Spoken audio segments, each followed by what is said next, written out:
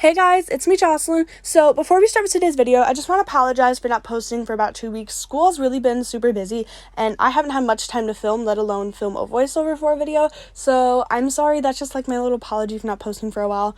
But yeah, today's video is going to be badass transitions on alight motion. Obviously you can use these on other editing programs, but this is just me showing you how to do it specifically on alight motion. So yeah, let's just get started. So the first transition is going to be this wipe reveal with wave warp and a flash. So before we start with like the wipe itself, I'm going to show you guys the effects that I added on. I added on exposure and gamma. I added a keyframe at the beginning for 0.9, and then I added a second keyframe at the end and then just set it back to 0. My second effect I added was wave warp, and now you do need to have the pro version to use this, but I'm sure there's other ways you can make wave warp as well. So my settings for this were my phase was 0.25, my angle was 0, my spacing was 66.9, and I added 2 keyframes for magnitude. The first keyframe was 6.7, and then the second keyframe was 0, and then I just did a basic outgraph for that. So those are my wave warp settings, and I will probably have these like pinned in the comment below, so don't worry. And then I just added on light glow. I didn't add on any settings for these because it just does it itself, and I like the look of it. So yeah. Now for the very final part, which is the transition itself, I added on wipe. My settings for wipe were, I added a keyframe for start for 50%, and I added a second keyframe for start at the end, and then I keyframed that 0%. Then I added 2 keyframes on end. The amount for this keyframe was 50%, and then at the second keyframe, I made it 100%. And I also just did a simple outgraph for these. My angle was 0, and my feather was 1.7. Feather is basically this thing that kind of softens up the edges of the photo. I like adding it. I just like the look of it. I'm not a fan of straight edges that are clearly visible or whatever. So if you guys don't want to change the feather, you definitely don't have to. I just really like the look of it. And this is the complete transition. And yeah. Okay, so this next transition is a little kind of reveal a little bit. I didn't want to go too basic with the wipe reveal, so I kind of made it in a triangular type of way.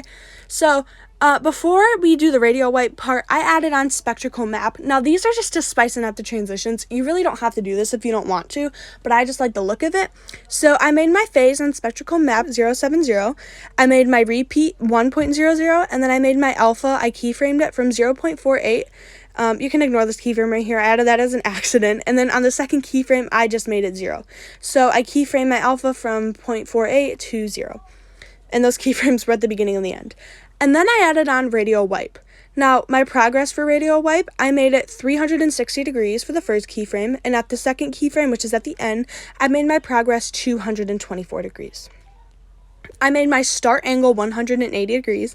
I didn't touch the center, and I made my feather on this clip 6.4 because, once again, like I said, I like soft edges on my clips. I'm not a fan of rough edges, but if you are, go ahead and do it if you want. And then I made my direction both, and I only made my count 1 because if you make it more, it kind of looks crazy, but I mean, if you like that look, go for it. It's definitely cool.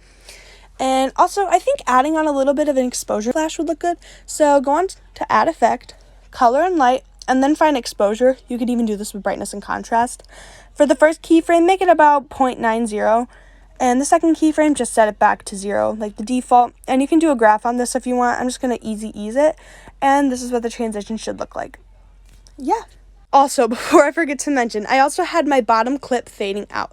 So what I did is I had my clip set up like this, and on the bottom clip, right as my first one was about to appear, I added 1 keyframe for opacity, and 1 keyframe for opacity at the end, and I turned it down a little bit. Now, if you want to reveal your whole photo like this clip up here, go for it. I think that will look a lot cooler than what's going on right now, but I made the bottom clip kind of fade a little bit. That's completely optional. I just like the look of it. Yeah. Now, this next transition was a bit hard to do because I had 4:5 ratio clips, I think it was. So that was a bit stressful to do a cube with, but I will tell you all my settings, so don't worry. So this is what the transition is going to look like. I do want to warn you, if you have a phone with not a lot of storage like me, this will definitely get laggy once you're doing it. So just take caution to that. But on your first clip, you're going to want to add on cube. Now, for my cube settings, I made my shading flat. I made my scale 1.80. If you're doing 4:5 orientation like me, this is my settings. And I left my position the same. I made my height 1.273 because I had to make sure the photo didn't look smushed. And yeah, so then I keyframed orientation, 1 keyframe at the beginning and 1 at the end, and I went to the middle right here, and I made it 72 degrees. or not degrees, just 72. And then on my second clip, what I did is I copy and paste the settings for my first photo, so I didn't have to keep redoing the certain settings, so I highly recommend you do that. And then I just finished off that cube transition with making it negative 72. And what I did is instead of, for the second, rotation type thing for this to make the cube spin again, I didn't keyframe orientation, I keyframed rotation. They basically do the exact same thing, so that's why I thought it would just be nice and easy to do that, you know?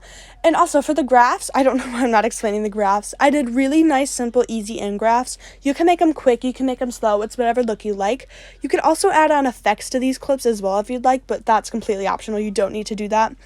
And then I basically just continued with the last two clips that I had, and I did a zoom in at the end because I just thought that looked cool.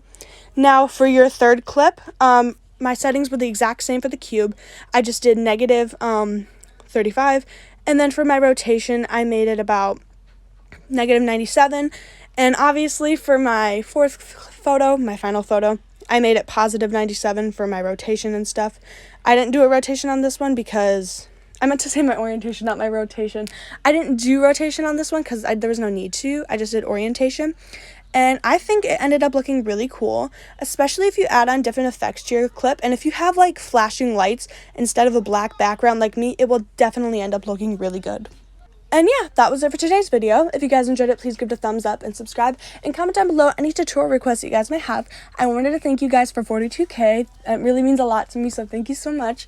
And yeah, I love you guys. Bye!